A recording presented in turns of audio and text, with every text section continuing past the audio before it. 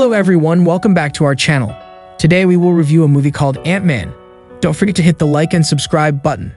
Enjoy. The opening scene begins in 1989 with the introduction of Hank Pym, a popular physicist and entomologist. He works for the best research facility in the world, SHIELD. Currently, he has discovered magical particles that are capable of either shrinking or enlarging someone. Hank has even created a suit using these particles, which he believes will help the nation fight against terrorists. However, the superiors at SHIELD want the technology for their own benefit. They want to create superhumans, but Hank is totally against it. So to keep the technology from falling into the wrong hands, Hank resigns from SHIELD. Several years later, he establishes his own organization, Pym Technologies, which he runs with his daughter, Hope, a guy named Darren. Hank continues his research, but he hides the suit and its technology even from his employees. Unfortunately, one day, Darren gets to know about it, so he starts plotting to overthrow Hank out of his own company. After a lot of planning, he finally prevails. Hank is forced to resign, and Darren is made the new CEO of Pym Technologies. In the present day, Darren calls the old man to his office and unveils a new suit he has recently designed. He calls it Yellow Jacket. Apparently, this suit has all the attributes like the one Hank had designed back in 1989. Darren is now looking to test it on some live subjects, and if it works, he will start mass producing it. This frightens the old man as he believes that the suit could cause destruction if the bad guys get a hold of it. However, Darren could care less. He just wants to make money. Elsewhere, a convict named Scott Lang is being released from prison after 3 years in captivity. He ended up in jail after infamously burglarizing his own employer. Scott is picked up by his old accomplice, Lewis, and on the way, the latter reveals that he has a new heist for him. However, Scott refuses to be a part of it, saying that he does not want to disappoint his daughter anymore. The following day, Scott applies to several jobs, but everywhere he is rejected due to his criminal history. This sends him spiraling into a state of depression. The only ray of light in Scott's life is his daughter, Cassie, so he goes to visit her. Unfortunately, his ex-wife, Maggie, and her new cop husband, Paxton, immediately ask him to leave. Maggie warns Scott that if he wants to see your daughter, he will have to get a decent job and make the child support payments. Dejected, Scott storms out of the house and later calculates how much money is required for child support. When he learns that it is a lot, he reluctantly decides to join hands with Lewis and take part in the heist. In the next scene, Lewis briefs Scott about his mission, in which he will have to rob an old scientist's house. Apparently, there are a lot of valuables and high-end gadgets there, which would sell for millions on the black market. That scientist is none other than Hank Pym. Scott, who was a professional at such robberies, immediately accepts. That night, he climbs the fence, removes the window sensors, and then proceeds to the basement by opening a window. After unlocking the basement door, he finds a second door, which is fingerprint-coated. Fortunately, Scott is prepared for such situations. He cleverly lifts the fingerprints using some of his tricks and finally manages to open the door. Because of the intense security, Scott assumes that something very valuable is kept inside. But to his dismay, all he finds is a strange red suit. He is unaware that he has broken into Hank Pym's house, who has been watching him all along. But just as he jumps inside, he is surrounded by cops. Scott is arrested and taken to jail, where Paxton tells him that he has once again disappointed his daughter. Shortly after, another cop arrives and informs Scott that his lawyer has arrived. This surprises the latter as he never contacted any lawyer. When he goes to check who it is, he finds the scientist, Hank, waiting for him. The old man reveals that he has been monitoring Scott ever since he got out of jail. He purposely spread the rumor that his house contained valuables so that Lewis would be lured to it. In fact, he wanted Scott to steal his suit and try it on. Saying this, Hank gives Scott two options. He can either waste his years in prison, or he can embrace the suit and work for him. As Scott returns to his cell, confused, an army of ants suddenly arrive with the suit. He doesn't think twice and puts it on, and the next second, he shrinks in size like earlier. Scott then escapes the prison. The next morning, Scott wakes up at Hank's house with Hope and a bunch of ants looking over him. Later, the old man summons him to the dining room and reveals that he was chosen because of his unique skill of sneaking into places undetected. Hank then tells Scott everything about the history of the suit, and even explains how he plans to stop Darren with it. But for that, he wants Scott to go to Pym Technology and steal the Yellow Jacket. While he's there, Scott will have to erase all the records of the research so that Darren can never replicate the technology again. Elsewhere, at Pym Technologies, Darren finally manages to shrink a sheep to the size of an insect.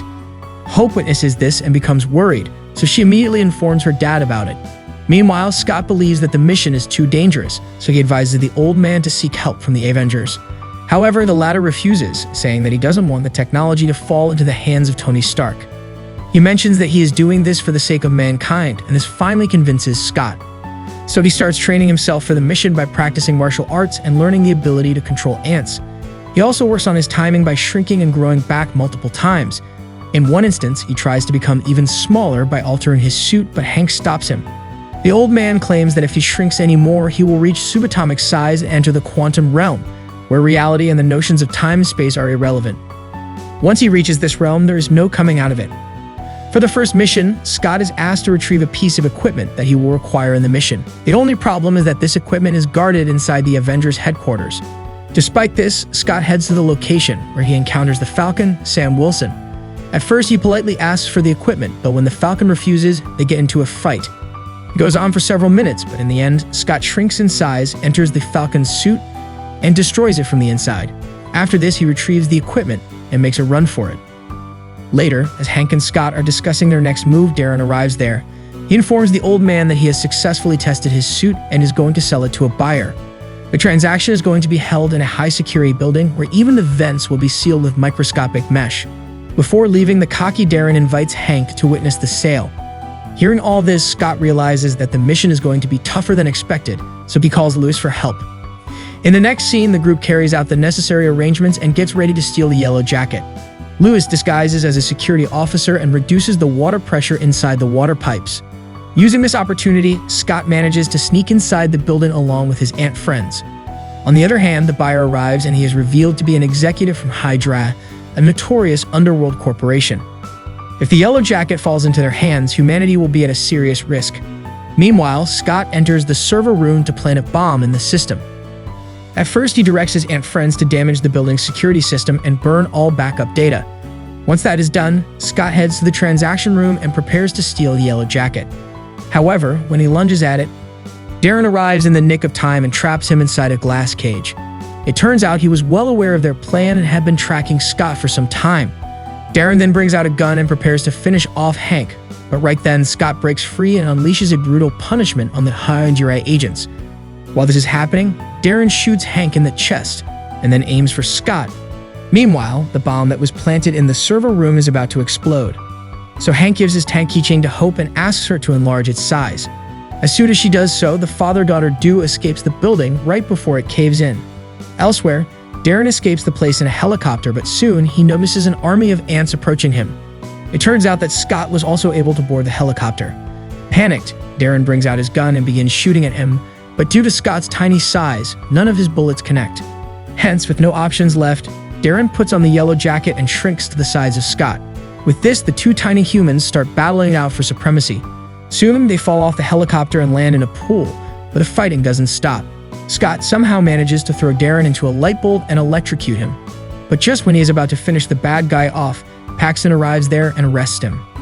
After they are gone, Darren wakes up and decides to exact vengeance on Scott by going after his family.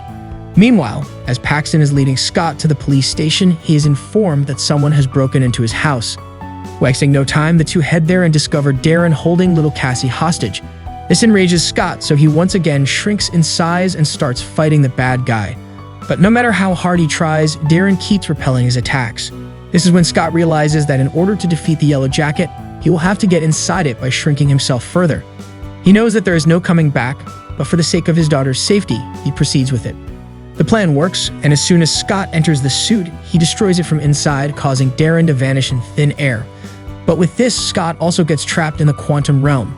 There is nothing but an endless vacuum around him. He tries using the button on his hand, but it doesn't work. Right then, he hears his daughter crying, and this gives him the motivation to get out of the place.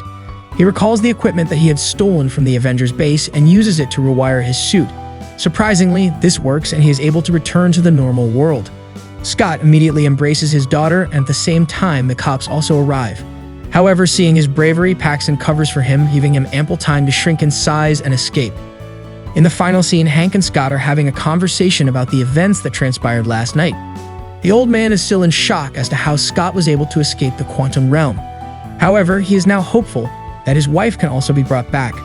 The movie ends as Lewis catches up with Scott and reveals that the Avengers are looking to recruit him. Here we come to end of our video. Please like, share, and subscribe, and hit the bell icon so you never miss any of our video. Thanks for watching.